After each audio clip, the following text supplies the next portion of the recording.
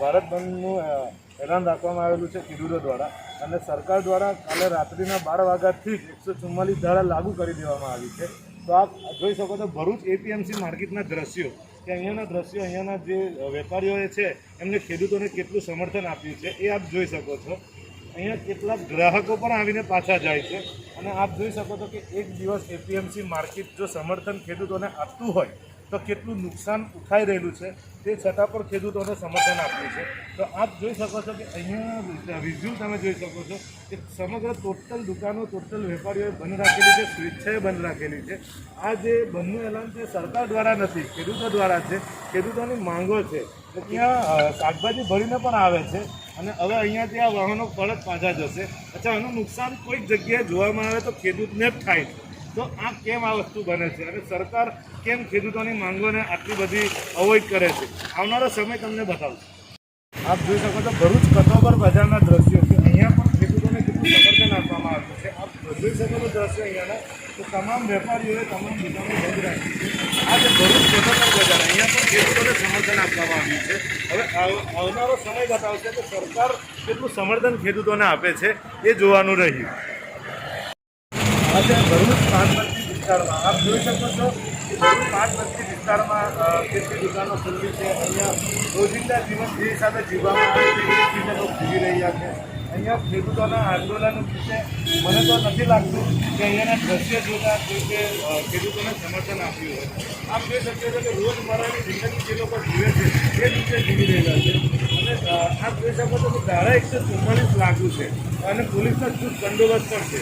અને ખેડૂતો જે વિરોધ કરી રહ્યા છે એમાં ખેડૂતોને ડિટેન કરી પોલીસ સ્ટેશન લઈ જવામાં આવે છે.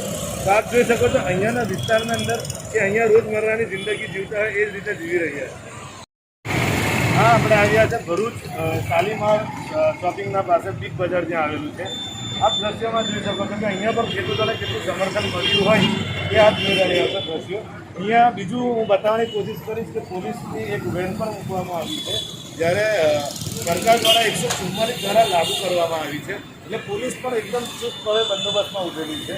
કોઈ પણ પણે દેશની આર્થિક વ્યવસ્થા અને અહીંયાનું જે કંઈ પણ છે એ કંઈક બગડે ના એના માટે પોલીસ પણ અહીંયા વ્હીકલ ઊભું રાખીને એકદમ પ્રતિબંધ ઉભેલી છે કે 144નું ઉલ્લંઘન ના થાય. અને અહીંયાના દ્રશ્યોમાં આપ જોઈ શકો છો કે સમગ્ર ટોટલ દુકાનો જેમાં ખેડૂતોને કેટલું સમર્થન મળેલું છે.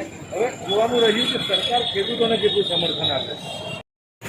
આ છે ભરૂચ શક્તિનાથ વિસ્તાર જ્યાં આપ જોઈ શકો છો કે અહીંયા દાઢી ગલ્લાઓવાળા ને કેટલું સમર્થન ખેડૂતોને આપેલું છે. અથવા બીજી વાત જો કરવામાં આવે તો અહીંયા કેટલાક લોકોએ માસ્ક પણ નથી કર્યું. આપ તસવીરમાં જોઈ શકો છો કેટલાક લોકો માસ્ક વગર જોવા નજરે પડે છે. કોઈનો માસ્ક છે તો કોઈનો માસ્ક યોગ્ય છે અને કોઈ પણ લાગતું નથી જોતા કે સોશિયલ ડિસ્ટન્સિંગનું પાલન કર્યું હોય. જો આમાં એકેય વ્યક્તિ કોરોના સંક્રમિત હોય તો આપ અંદાજો લગાવી શકો છો કે અહીંયાનો કેટલી સર્જાશે. આપ નજરે જોઈ શકો છો કેટલાક લોકો અહીંયા માસ્ક વગર પણ જોવા મળ્યા છે.